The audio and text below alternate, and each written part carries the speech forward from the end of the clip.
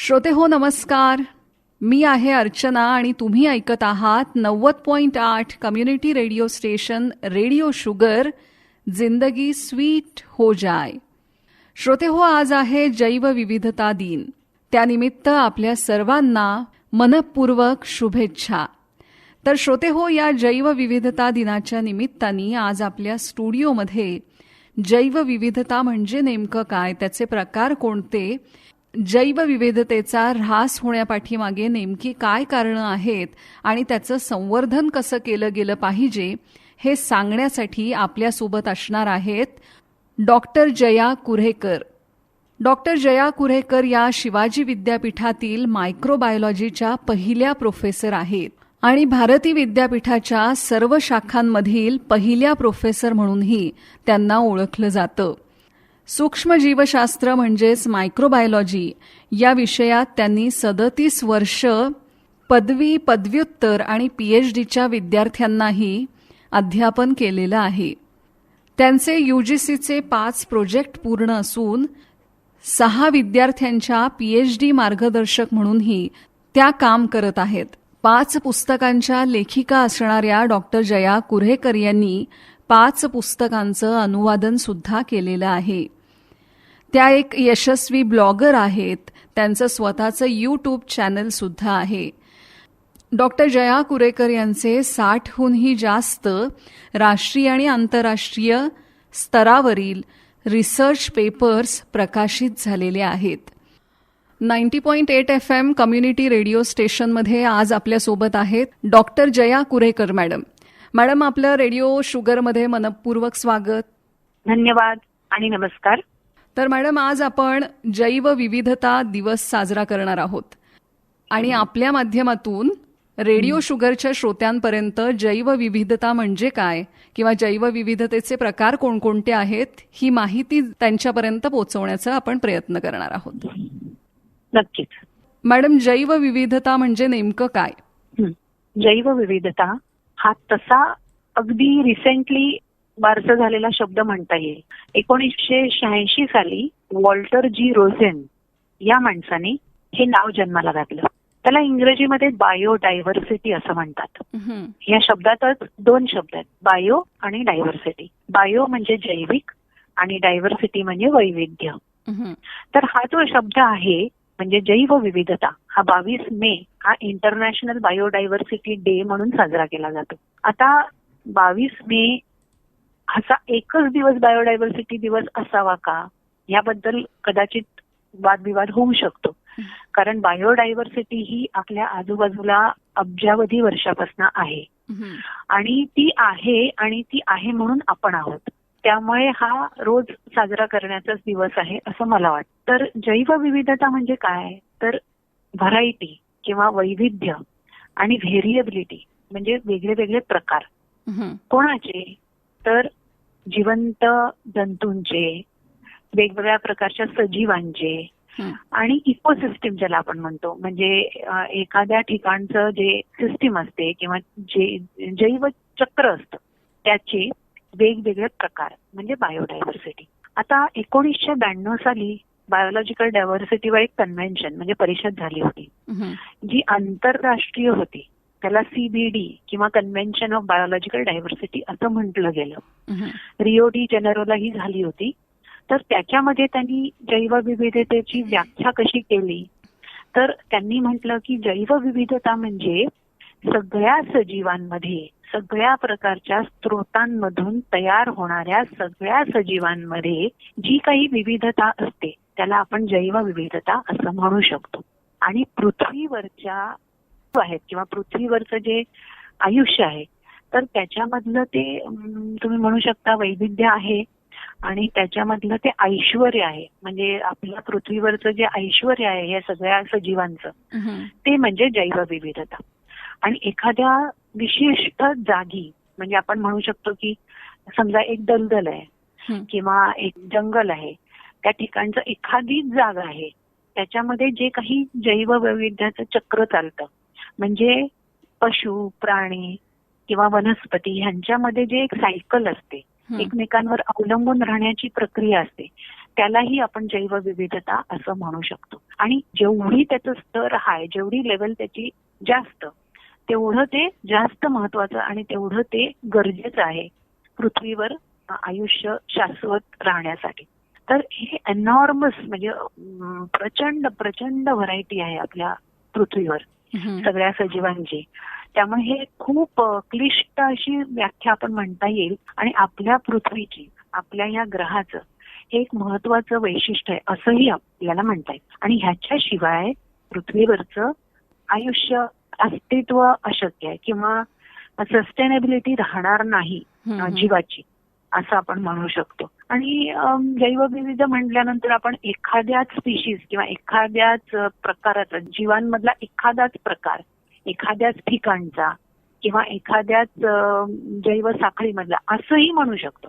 पण अगदी जनरली म्हणायचं झालं तर जैव वैविध्य म्हणजे पूर्ण पृथ्वीवरचं जे काही सजीवांचं चक्र आहे, जे काही सजीवांचं ऐश्वर्य आहे, ते सगळं त्याच्यामध्ये आपल्याला समाविष्ट करता येतं.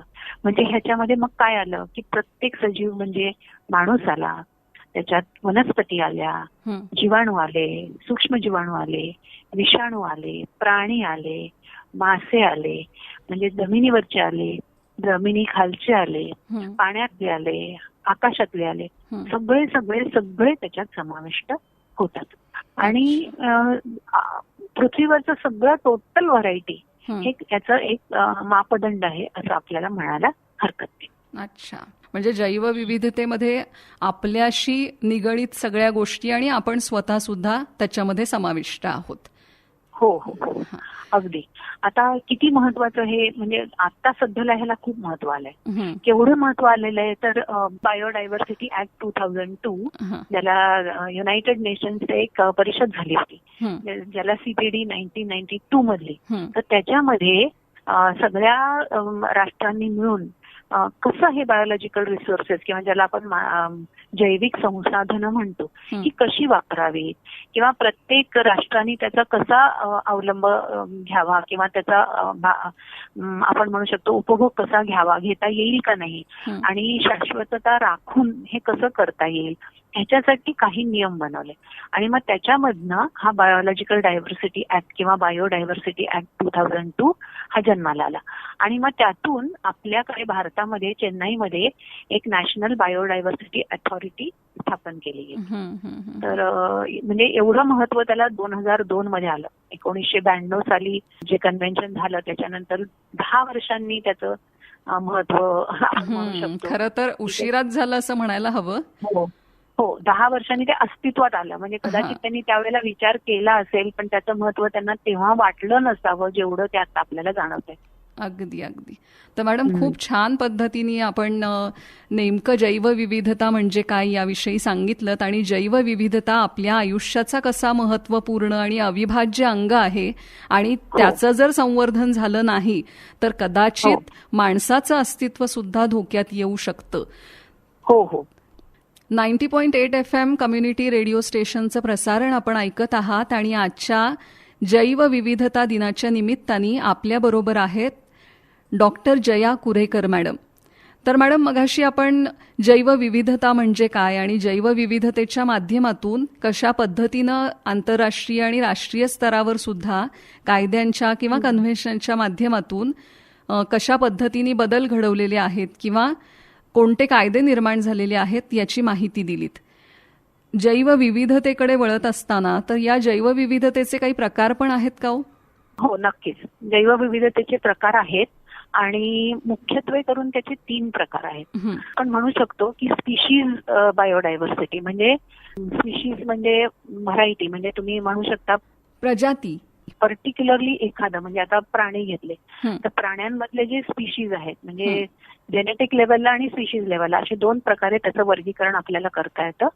तर त्याच्यामध्ये एक स्पीशीज वैविध्यता म्हणजे प्रत्येक प्राण्याचं, प्रत्येक सजीवाचा जो जीन आणि स्पीशीजच आहे त्याच्यामधली वैविध्यता, तर ती वैविध्यता आपल्याला म्हणता येईल.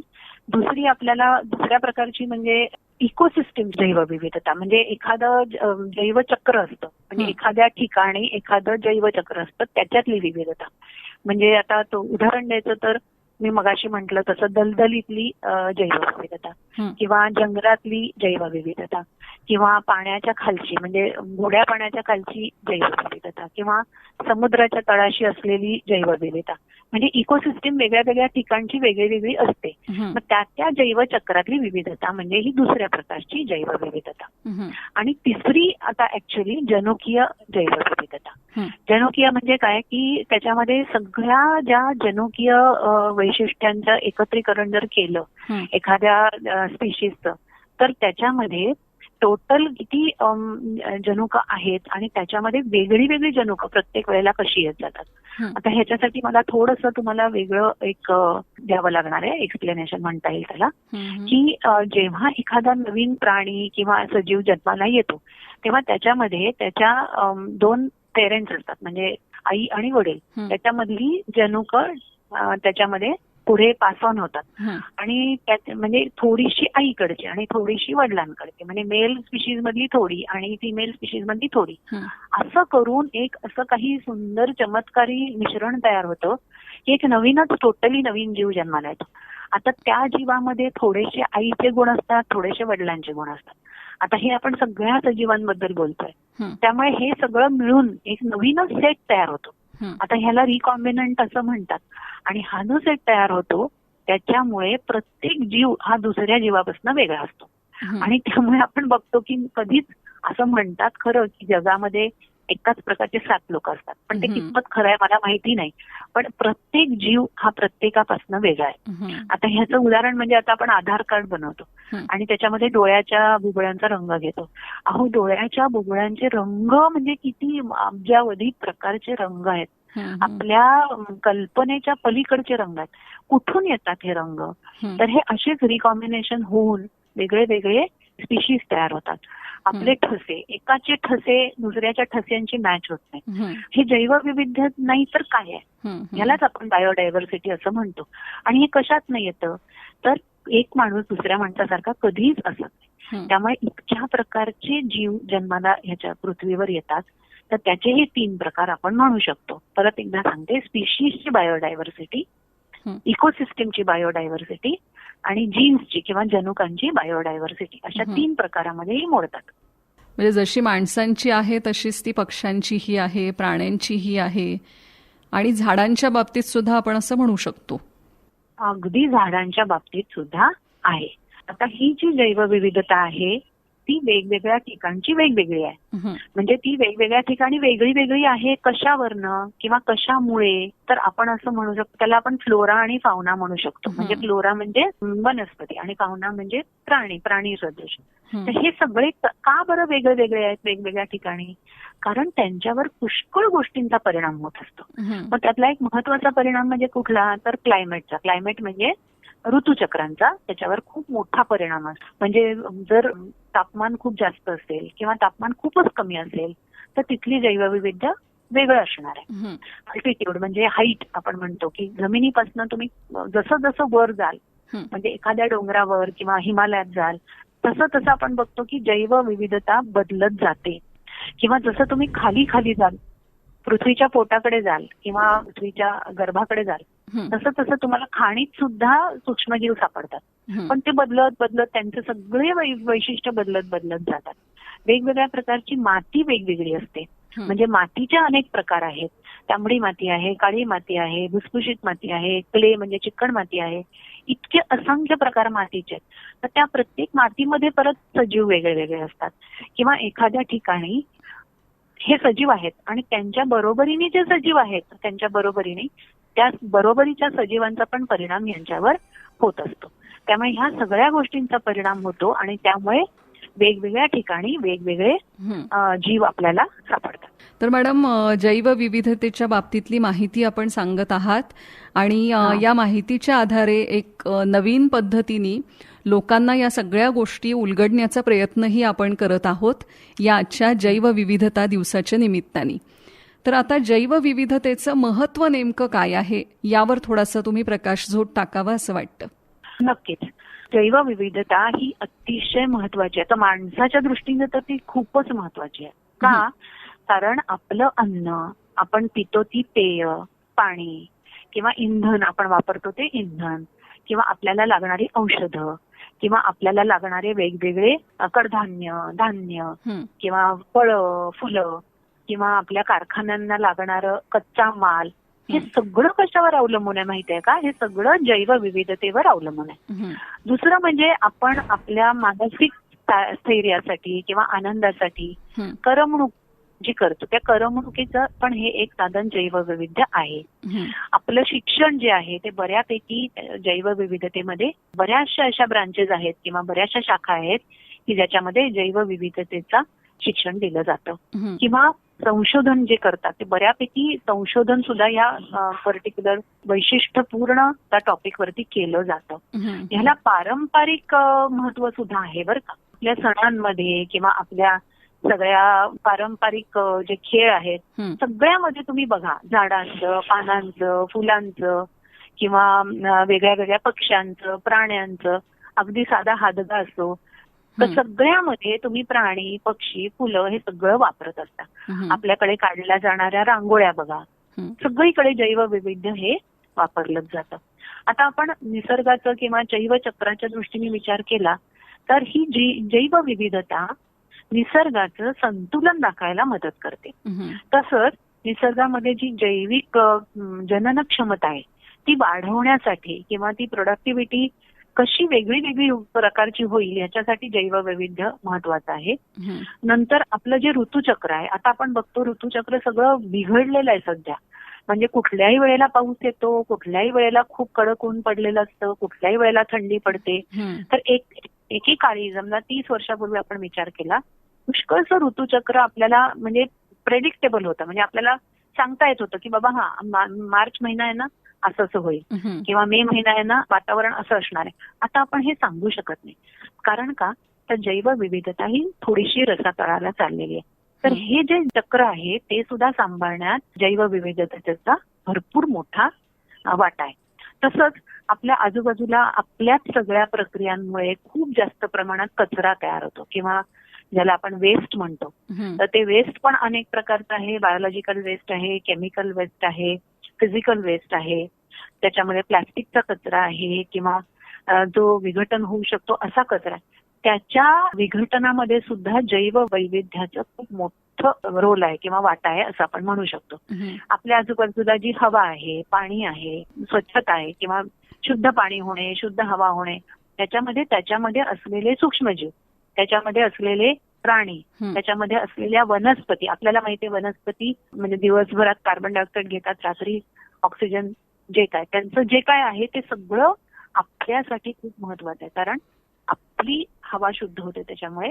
पाणी शुद्ध करण्यासाठी सुद्धा त्याच्यामधली असलेली वनस्पती आणि त्याच्यामध्ये असलेले जीव हे बऱ्याच कारणांनी त्यांच्यावरती हा मोठा सहभाग आहे किंवा भार आहे असं आपण म्हणू शकतो.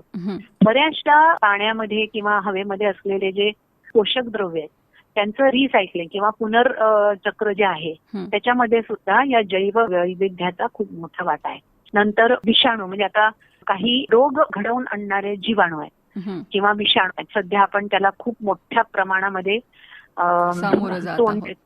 तोंड देतो. करोना सारख्या डिसीजला पण तोंड देतात.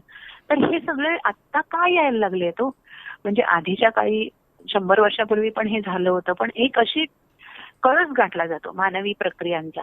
आणि की जेव्हा आपण असं म्हणतो ना 100 पापं भरली, ती भरला घडा की हे असं काहीतरी होतं आणि मग बरीचशी माणसं किंवा बरेचसे जीव नष्ट होतात आणि पुन्हा एकदा ते कालचक्र सुरू होतं.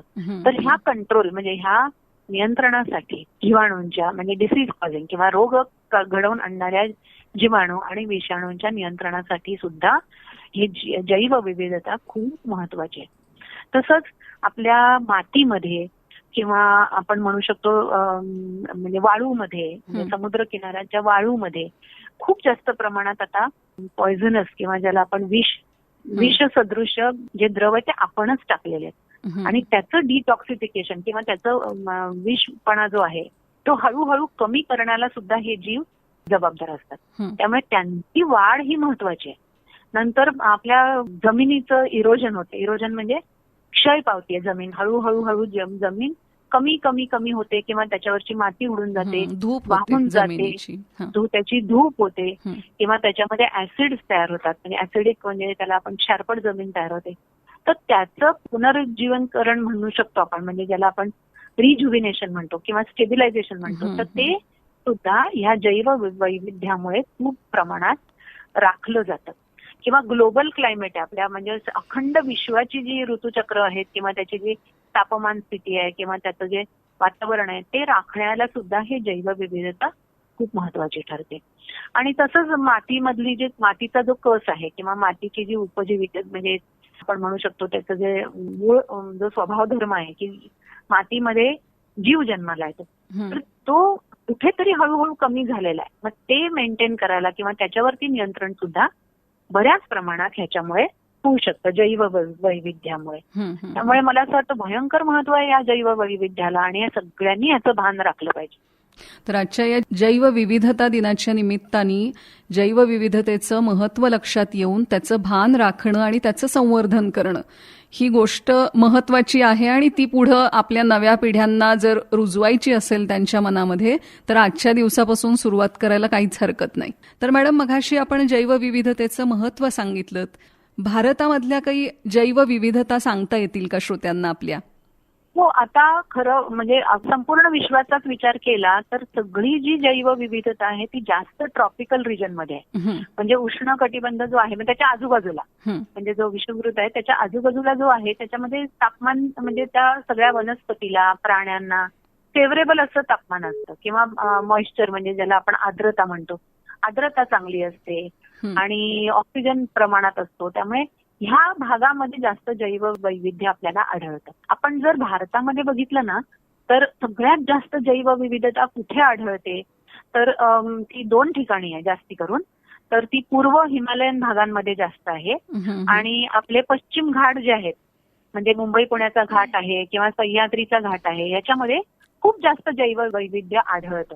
तुम्ही बघा ना, सगळे जे विद्यार्थी ह्या गोष्टीवर संशोधन करतायत ते बऱ्यापैकी आपल्या सह्याद्रीच्या जे पठार आहेत किंवा सह्याद्री जे माउंटेन रेंजेस आहेत त्याच्यावरती बऱ्यापैकी कॉन्सन्ट्रेट करतात, कारण तिथे इतक्या प्रमाणामध्ये बायोडायव्हर्सिटी आहे, त्यांना हॉटस्पॉटच मानलं जातं. आणि अशी खूप स्पीशीज आहेत की स्पीशीज म्हणजे जाती प्रजाती आहेत जीवांच्या की ज्या फक्त तिथे आढळतात, ज्या दुसरीकडे कुठेही आढळत नाही, पूर्व हिमालयन प्रदेशामध्ये आणि वेस्टर्न घाटमध्ये. तर हे मला एवढं सांगता येईल याच्याबद्दल. आणि नावं घेणं शक्य नाही कारण प्रचंड प्रमाणामध्ये ही नावं येतात.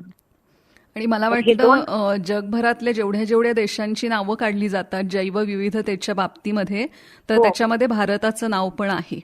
म्हणजे आणि हे 2 ठिकाणं तर फार जगप्रसिद्ध आहेत. बाहेरून सुद्धा लोक आपल्याकडे येतात हे सगळं अभ्यास करण्यासाठी. खरंय. म्हणजे अगदी सातारच्या कास पठारावर सुद्धा येऊन ती फुलं पाहण्याकडेही लोकांचा कल जास्त असताना दिसतो आपल्याला. हो, अगदी. तर मॅडम, मघाशी आपण थोडीशी चर्चा झाली की महत्व जे आपण सांगत होता जैवविविधतेचं, जैवविविधता नष्ट होण्यापाठीमागं नेमकी कोणती कारणं आहेत हे सुद्धा आम्हाला जाणून घ्यायला आवडेल.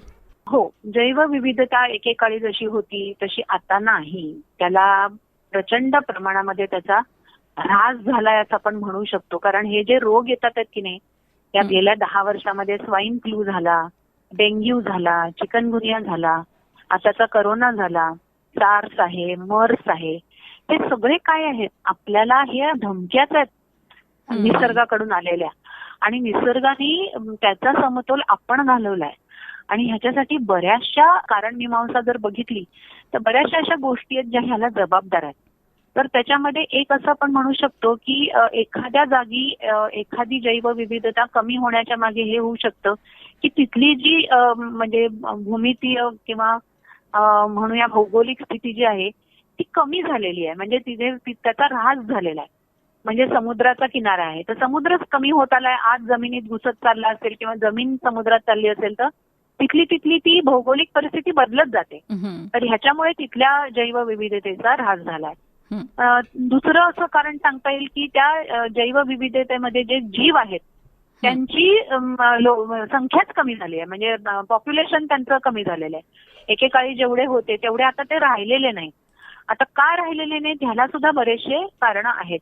त्यांचा ब्रीडिंग रेट कमी आहे, म्हणजे त्यांची प्रजनन क्षमता कमी झालेली आहे. ती कशामुळे झाली असेल तर बऱ्याचशा नैसर्गिक आपत्तींमुळे झालेली असेल किंवा बऱ्याचशा पॉल्युशन किंवा जे प्रदूषणकारक ज्या गोष्टी आहेत त्याच्यामुळे झालेली असेल. अनेक कारण आहेत त्याच्यासाठी. तापमान वर खाली होत आहे किंवा बरेचसे म्हणजे जसं पूर येतोय किंवा एखाद्या ठिकाणी दुष्काळच सतत पडतोय, ह्या सुद्धा जबाबदार गोष्टी असू शकतील.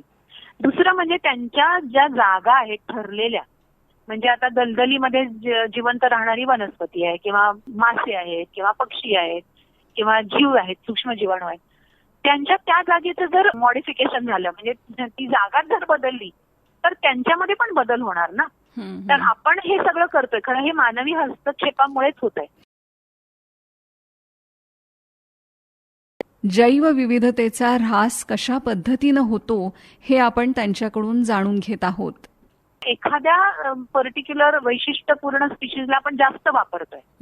म्हणजे उदाहरण द्यायचं झालं तर एखादी समजा अल्कोहोल तयार करणारी जीवाणूंची जात आहे, तर त्याचा वापर इतका झालाय, इतकं त्यांना वाढवलं जातंय आणि इतकं त्यांना वापरलं जातंय इंडस्ट्रीमध्ये की त्यांचं ओव्हर एक्सप्लॉयटेशन झालं, त्यांचा वापर जास्त झालाय आणि मग बाकीच्या स्पीशीज त्या मानाने मग कमी पडतात आणि मग ते संतुलन राहत. किंवा बऱ्याच वेळेला काय होतं की नवीन नवीन एक्झॉटिक स्पीशीज वापरल्या जातात. म्हणजे आता उदाहरण झालं तर आपण जनरली फ्लावरचा गड्डा आणतो बाजारात, तर तसंच ब्रोकोलीचा गड्डा, आता लोकांना ब्रोकोलीच फार आवडते, तर त्या ब्रोकोलीसाठी मग वेगळं शेती करावी लागते, एक्झॉटिक शेती करावी लागते. किंवा साध्या ढबू मिरची जी आपण आहे, भोंगी मिरची आपण खातो, त्याच्याऐवजी आम्हाला निळी पाहिजे किंवा पिवळी पाहिजे किंवा लाल पाहिजे, त्याच्यासाठी मग वेगळं काहीतरी करावं लागतं. असे नवीन नवीन जर तुम्ही त्याच्यामध्ये हा मानवी हस्तक्षेपच म्हणता येईल असं जर करायला लागला तर ती मूळ जी प्रजाती आहे ती कदाचित कुठेतरी ऱ्हास पावू शकते. तसंच प्रदूषणकारक ज्या घटक आहेत, आपल्या हवेमध्ये प्रदूषण करणारे घटक आहेत, पाण्यात आहेत किंवा सांडपाण्यातनं असे प्रदूषणकारक घटक येतात किंवा रोगजंतू, आता रोगराई पसरली आहे तर हवा आपली पोल्युटेडच आहे ना, प्रदूषित आहे, तर ह्या सगळ्याचा परिणाम त्या बाकीच्या जीवांवर हा होतच असतो. आणखीन एक म्हणजे हंटिंग म्हणतो ना आपण, शिकार करणे. तर आपल्याकडे शिकार करणे हा एक म्हणजे प्रचंड मर्दुमकीची गोष्ट मानली जाते. आता मध्यंतरी एक केसही आपण ऐकली की जिथे काही पक्ष्यांची शिकार झाली म्हणून मोठ्या मोठ्या लोकांना कोर्टामध्ये खेचण्यात आलं वगैरे. तर हे कुठेतरी तुम्ही तुमचा अधिकार गाजवण्यासाठी दुसऱ्या प्रजातींवरती हल्ला करताय, असंच ते रूप आहे. तर ह्या शिकारीमुळे सुद्धा बऱ्याचशा जाती प्रजाती नष्ट व्हायला लागलेल्या आहेत आणि कुठेतरी हे थांबायला हवं. विश्वाचं पूर्ण वातावरण बदलायला लागलेलं आहे, पर्यावरण बदलायला लागलेलं आहे, तापमान वाढायला लागलेलं आहे. आपण ज्या सुखासीनतेसाठी किंवा सुखलोलुपतेसाठी ज्या गोष्टी वापरतो, म्हणजे त्याच्यामध्ये आता मशीन झाले बरेचसे, फ्रीज आला किंवा वॉशिंग मशीन झाले किंवा टीव्ही आला, कॉम्प्युटर आला, मोबाईल, शेवटी ह्याच्या सगळ्याचे सिग्नल्स आहेतच ना वातावरणात. तर चिमण्या आपल्याला माहितीये त्याच्यामुळे कमी व्हायला लागल्या आहेत. काही पक्षी आपल्याला दिसतच नाहीत, आता काही काळापूर्वी दिसणारे पक्षी आता आपल्याला दिसतच नाही. हे काय आहे? हे ग्लोबल वॉर्मिंग आहे, वैश्विक तापमान वाढलेलं आहे आणि त्याचा परिणाम ह्या प्रजातींवरती होतोय. तसंच शेतीमध्ये काही काही नवीन नवीन गोष्टी वापरात आलेल्या आहेत किंवा काही प्रचंड प्रमाणामध्ये तुम्ही खतं वापरताय, ती रासायनिक खतं असतील, जैविक खताकडे आत्ता कुठे कल झालाय. आधी कितीतरी वर्ष रासायनिक खतं आणि रासायनिक कीटकनाशकं वापरली जात होती, त्यांनी जमिनीची धूप होत होती.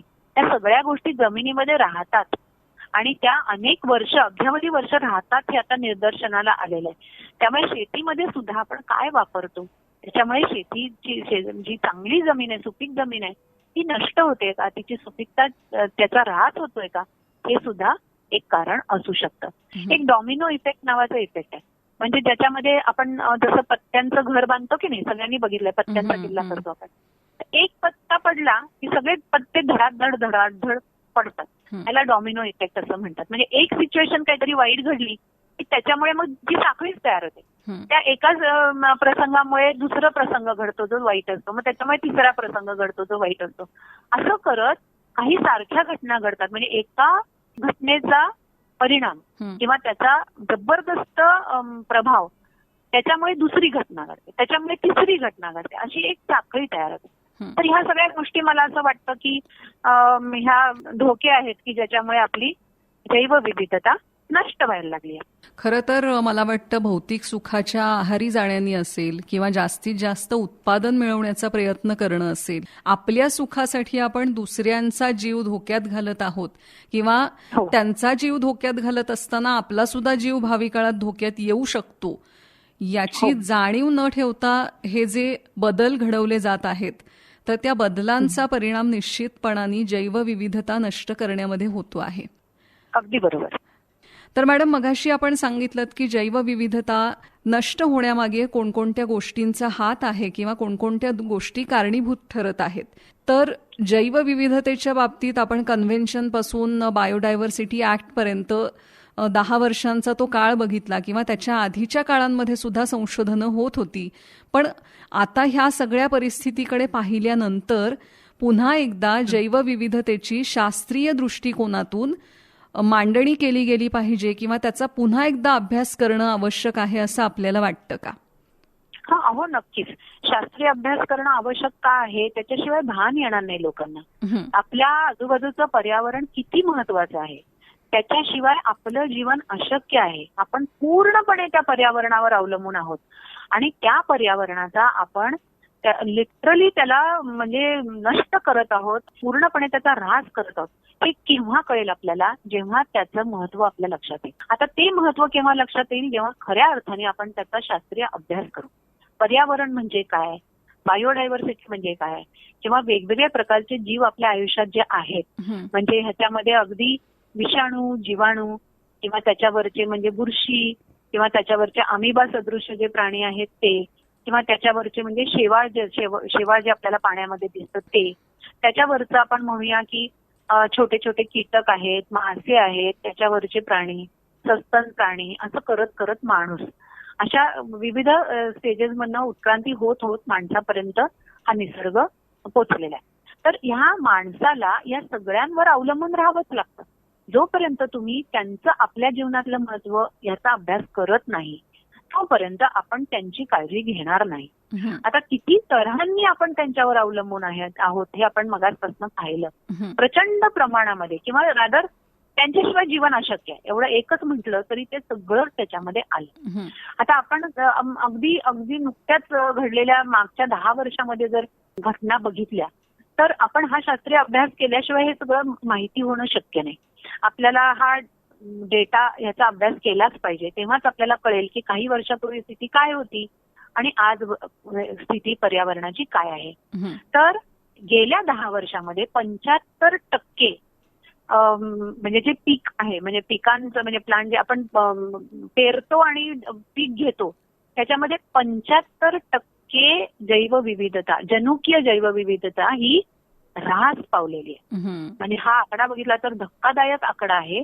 आणि आपण म्हणू शकतो की दर तासाला 3 स्पीशीज, प्रजाती हे लोपच पावत आहेत, म्हणजे त्या एक्सटिंक्ट होत आहेत. एक्सटिंक्ट म्हणजे जगाच्या पाठीवरून त्या नष्ट होत आहेत. प्रत्येक तासाला 3 प्रजाती.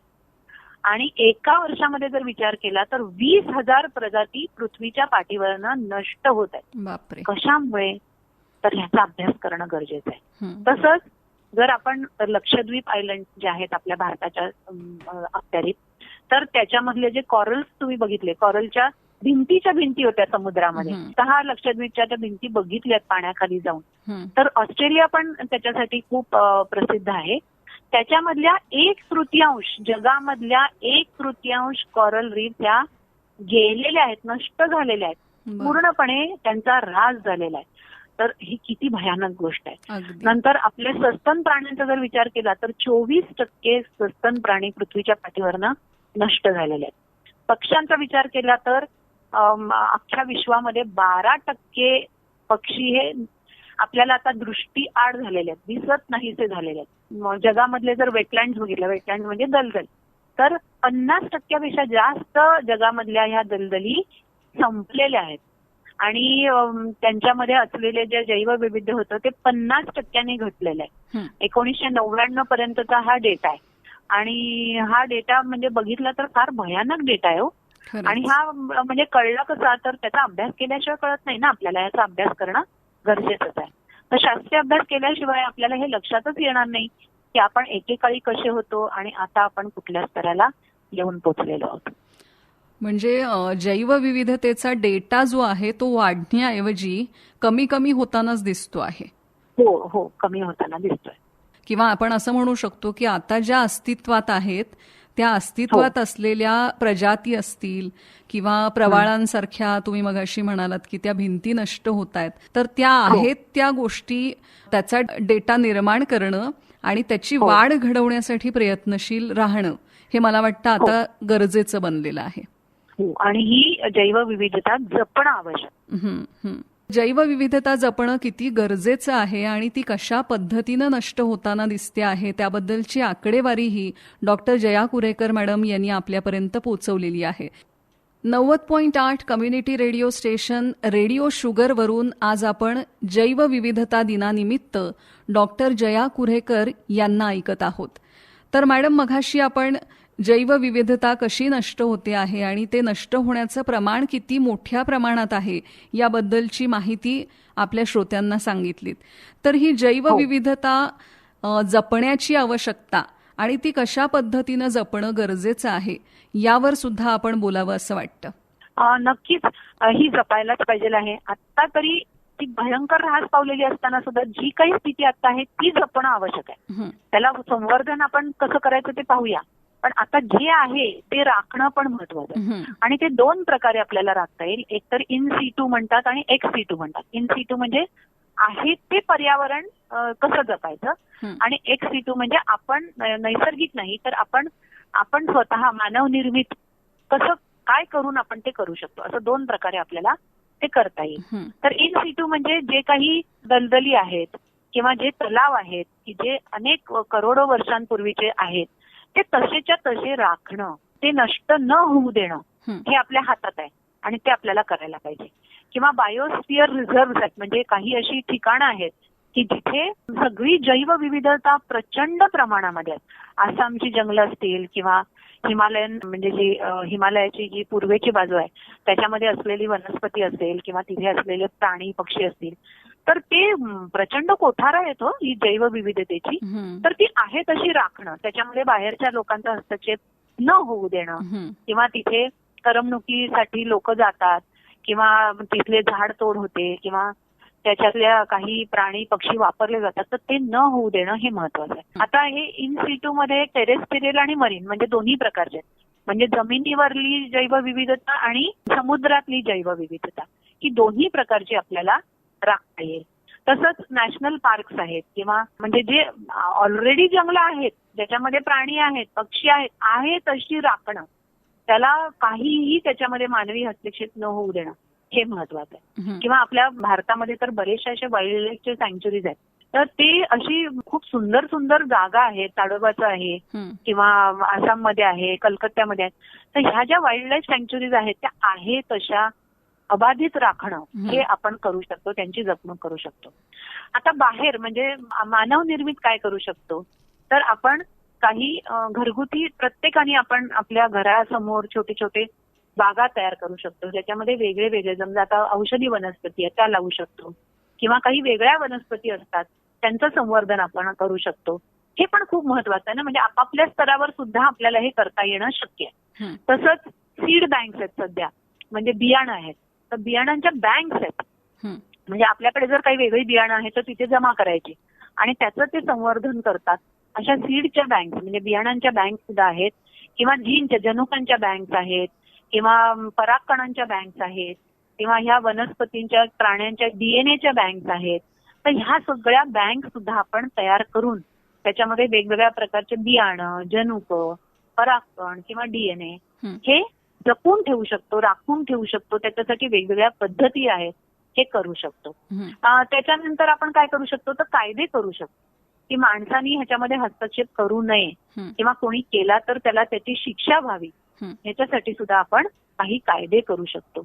आता हे कायदे खरं तर नकोच आहेत, पण त्याच्यासाठी मग लोकांना पर्यावरणाचं शिक्षण दिलं पाहिजे. त्यामुळे शिक्षण देऊन, एन्व्हायरमेंटल एज्युकेशन देऊन सुद्धा आपण लोकांना हे भान, आत्मभान आणू शकतो. तर हे सुद्धा आपल्याला करता येईल. आणि हे जे काही आपण करतो आहे त्याचं खऱ्या खऱ्या अर्थाने सगळ्यांसाठी त्याचा वापर झाला पाहिजे. म्हणजे स्ट्रॉंगली त्याचं इम्प्लिमेंटेशन झालं पाहिजे, वापरात आले पाहिजे हे सगळे कायदे. हं. नाहीतर बऱ्याच वेळेला असं होतं की भ्रष्टाचार किंवा काही कारणांनी ते कायदे आहेत पण त्यांचा वापर मात्र होत नाहीये, असं होऊ नये. नंतर आपण शेतामध्ये ज्या बऱ्याचशा शेतीविषयक गोष्टी वापरतो त्याचे परत एकदा त्याचा आढावा घेणं गरजेचं आहे. आपण खूप प्रमाणामध्ये रासायनिक वापरतोय का किंवा कीटकनाशकं वापरतोय का, खतं वापरतोय का, तर हे गरजेचं आहे आता बघणं. प्रत्येकाने हे भान राखलं पाहिजे की आपण शेतीविषयक जी काही कामं करतोय ते आत्ताच्या सध्याच्या सगळ्या नॉर्म्सला धरून, कायद्यांना धरून आहेत का.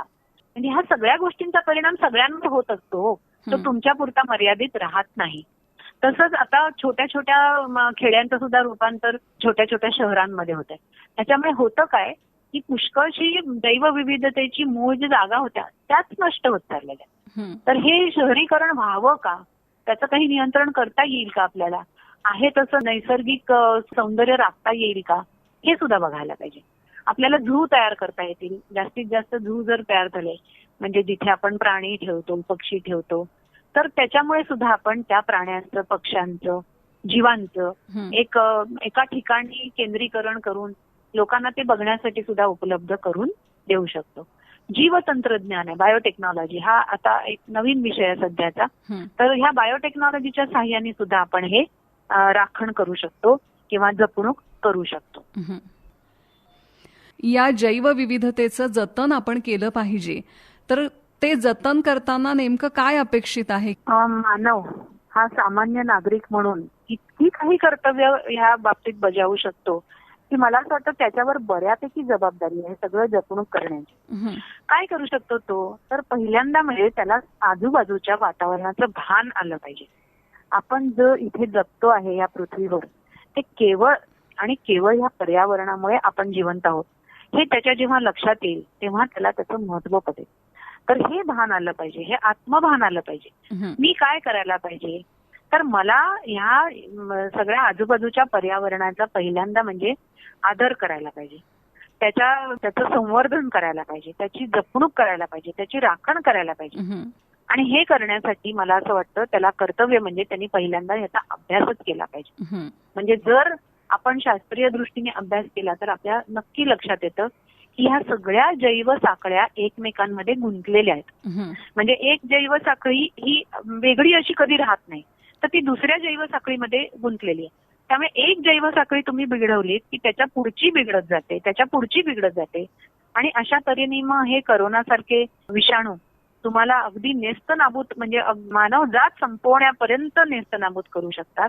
आणि हे आता आपण त्याचं भयानक रुद्र स्वरूप पाहिलेलंच आहे. तर एक सामान्य नागरिक म्हणून आपण पुष्कळ गोष्टी या पर्यावरणासाठी करू शकतो. एक तर तुम्ही कुठल्याही दृष्टीने वनस्पतींचा ऱ्हास करू नका. झाडं तोडायची नाहीत, उपटायची नाहीत, उलट रोज एक झाड लावायचं असं आपण कुठेतरी संकल्प केला तर मला असं वाटतं एकेकाळी जी आपल्याकडे हिरवळ होती भारताच्या नकाशावर, म्हणजे सॅटेलाइट वरनं बघताना जो हिरवागार भारत दिसत होता तो आता अजिबात दिसत नाही. उलट तो म्हणजे पोल्युशनचं एक मोठं स्थान म्हणून ओळखलं जातं. तर हे का झालं, तर ह्याचं कारण हेच आहे की आपण आपली नागरिक म्हणून कर्तव्य विसरलेलो आहोत.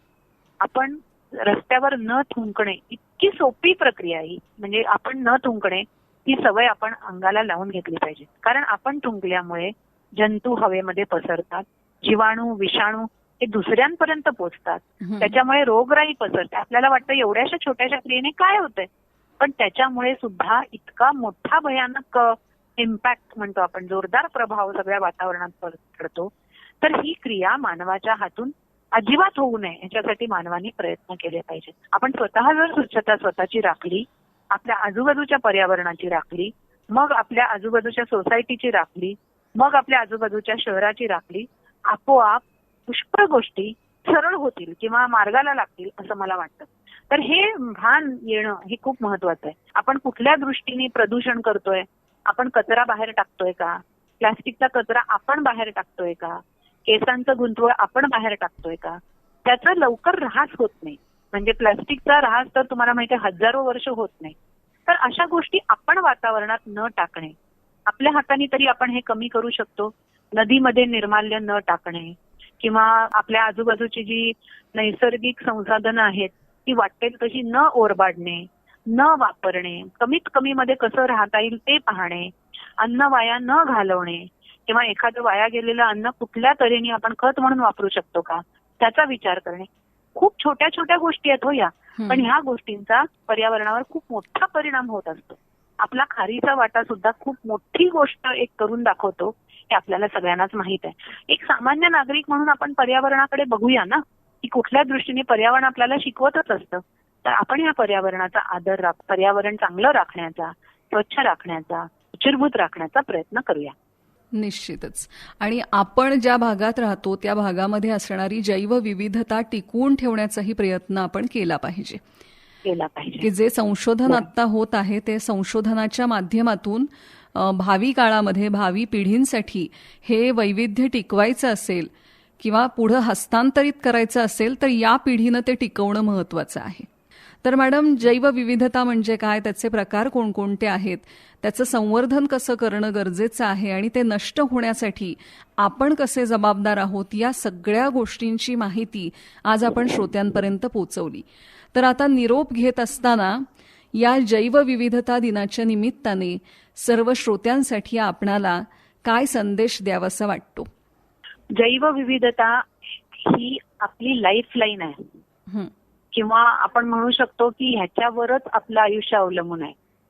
ज्या वेगाने जैवविविधता आता ऱ्हास पावते किंवा कमी कमी कमी होते, तर आपण एका अशा पॉइंट पर्यंत पोहोचतो आहे की मानवजातच संपणार आहे. तर ही जर संपायची नसेल तर आपली नैतिक जबाबदारी आहे की आपली जैवविविधता आपण जतन करायला पाहिजे, आपलं पर्यावरण आपण जतन करायला पाहिजे.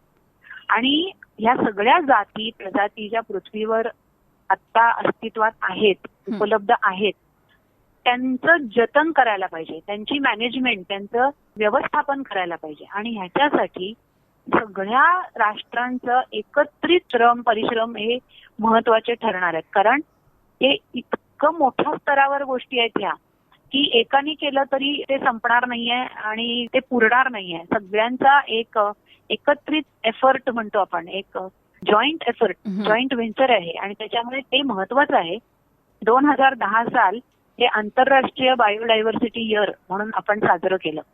तर ह्या म्हणजे जैवविविधता वर्षामध्ये त्यांनी काय केलं होतं की पृथ्वीवर असलेला सगळा जो जीवांचा पसारा आहे आणि त्याचा सगळ्यांना एक जाणीव करून दिली होती. त्या वर्षभरात बरेचसे कार्यक्रम घेतले गेले आणि आपल्या आयुष्यात ह्या जैवविविधतेचं किती महत्व आहे हे वर्षभर लोकांच्या मनावर ठसवलं गेलं. आणि त्या वर्षभरामध्ये येणाऱ्या पिढ्यांसाठी तुम्ही या जैवविविधतेचं जपणूक कशी करू शकता हे सांगितलं गेलं. आता आपल्या सगळ्या ज्या मूळ मानवी गरजा आहेत, म्हणजे ज्याला आपण अन्न, वस्त्र, निवारा आहे, तर ते तर सगळं त्याच्यावरच अवलंबून आहे, जैवविविधतेवर. त्यांच्याकडनंच आपल्याला हे सगळं मिळतंय.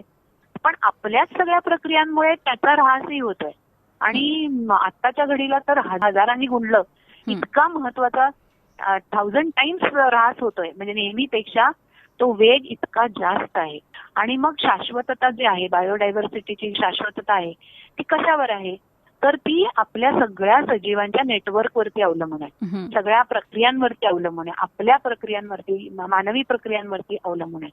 आणि तीच आपल्याला आपलं आरोग्य देतीये, तीच आपल्याला आपलं धन देतीये, आपलं अन्न देतीये, आपलं इंधन देतीये. आणि आपण त्याचा भाग आहोत आणि आपल्यामध्येच ती शक्ती आहे. आपण त्याला एकतर तारू शकतो किंवा मारू शकतो. आज आपण बघतो की 3 पक्षी जर धरले तर त्यातले 2 ऱ्हास पावतात, की 8 वनस्पती धरल्या त्यातली 1 रोज ऱ्हास पावतीये. तर अशा पद्धतीने सतत होणारा ऱ्हास हा जो आहे तो आपल्यासाठी चांगला नाही. आपली जंगलं आहेत की ज्याच्यामध्ये इतक्या प्रजाती आहेत, आपले म्हणजे पाण्याखालचे जे जीव आहेत इतके महत्वाचे आहेत आपल्या आयुष्यामध्ये. आपल्याला असं वाटतं त्यांचा आपल्यावर काय परिणाम होणार आहे, पण त्यांच्या ज्या जैवसाखळ्या आहेत शेवटी त्या सगळ्या एकमेकात गुंतलेल्या जैवसाखळ्या आहेत. त्यामुळे एकाचा ऱ्हास झाला की त्याच्यामुळे सगळ्याचा ऱ्हास होणार हे निश्चित आहे. हा डॉमिनोज इफेक्ट आहे. आणि तुम्ही जगाचा विचार करू शकता का हो की असं जग ज्याच्यामध्ये झाडं नाही आहेत, त्याच्यामध्ये पशु पक्षी नाही आहेत, फुलपाखरं नाही आहेत, समुद्र नाही आहेत किंवा बेडूक नाही आहेत किंवा मासे नाही आहेत, म्हणजे आपण असा म्हणजे विचारही कल्पनाही करू शकत नाही की आपल्या आजूबाजूला काहीच नाही आणि फक्त आपण आहोत. तर हे सगळं कशामुळे आहे? तर जैव वैविध्यामुळे आहे. आणि हे सगळे नसतील आपलं आयुष्य होणार आहे का? हे आहेत म्हणून आपल्याला पाणी भरपूर प्रमाणात मिळत आहे, ऑक्सिजन प्राणवायू मिळतोय. आज आपण प्राणवायू कमी पडतोय तर त्याचा परिणाम आपण आज बघतोय. तर एक जग ज्याच्यामध्ये प्राणवायू नाही अशा जगाचा आपण विचार करू शकतो का? आपण आहोत पण बाकीचे कोणीच नाहीये असा विचार आपण करूच शकत नाही. याचा आपल्या आयुष्यावर खूप मोठा परिणाम होणार आहे. त्यामुळे आपण काय करूया? आपण जास्तीत जास्त आपला वेळ झाडं जगवण्यात आणि झाडं लावण्यात घालूया. जे लोक हे करतातच काम त्यांना मदत करूया. वातावरणाचा पर्यावरणाचा ऱ्हास थांबवूया. त्याच्याबद्दल जास्तीत जास्त शिक्षण घेऊया. हे सगळं आपण करू शकतो ना. तर माझा शेवटचा संदेश हाच राहील की जाणून घ्या की हे जैव वैविध्य जे आहे ते आपल्या आयुष्यात काय महत्व त्याचं आहे. आपल्या प्रजातीला आपल्या मानवजातीला जगवण्यात त्याचं महत्व कसं आहे आणि त्याची काळजी आपण का करायला पाहिजे. बरेच लोक विचारतात की का आपण याची काळजी करावी. कारण आपणच त्यांच्यावर अवलंबून आहोत पूर्णपणे. त्यांची काळजी नाही केली तर आपणच राहणार नाही. त्यामुळे या जैवविविधता दिनाच्या निमित्ताने आपण एक संकल्प करू शकतो की आपल्याला स्वतःला वाचवायचं असेल तर ही जैवविविधता वाचवण्याची गरज आता निर्माण झालेली आहे. बरोबर. तर या जैवविविधता दिनाच्या निमित्ताने आज आपण बऱ्याच गोष्टींची चर्चा केली. जैवविविधतेचा जो ऱ्हास होतो आहे तो कमी करण्यासाठी आपण काय करणं अपेक्षित आहे हेही आपण सांगितलं. तर मला वाटतं जैवविविधता दिनाच्या निमित्ताने का होईना लोकांमध्ये ही जागृती निर्माण होईल की प्रत्येक गोष्टीचं उच्चाटन न करता प्रत्येक गोष्टीचं जतन करणं किती गरजेचं आहे आणि तेच आपल्या भावी आयुष्यासाठी आणि भावी पिढ्यांसाठी सुद्धा महत्त्वपूर्ण ठरणार आहे. तर मॅडम, या जैवविविधता दिनाच्या निमित्ताने आपण रेडिओ शुगरच्या या कार्यक्रमात आलात आणि जैवविविधतेची अतिशय सुंदर शब्दांमध्ये माहिती सांगितलीत. त्याबद्दल रेडिओ शुगर आणि सर्व श्रोत्यांकडून आपले मनपूर्वक धन्यवाद. मी सुद्धा आपले अत्यंतिक आभार मानू इच्छिते. कारण माझा हा संदेश लोकांपर्यंत पोहोचवण्यासाठी तुम्ही खूप मोठी मदत मला केली आहे आणि आजच्या घडीला हा संदेश पोहोचवणं हे खूप महत्वाचं आहे. त्यामुळे तुमचे मनपूर्वक आभार.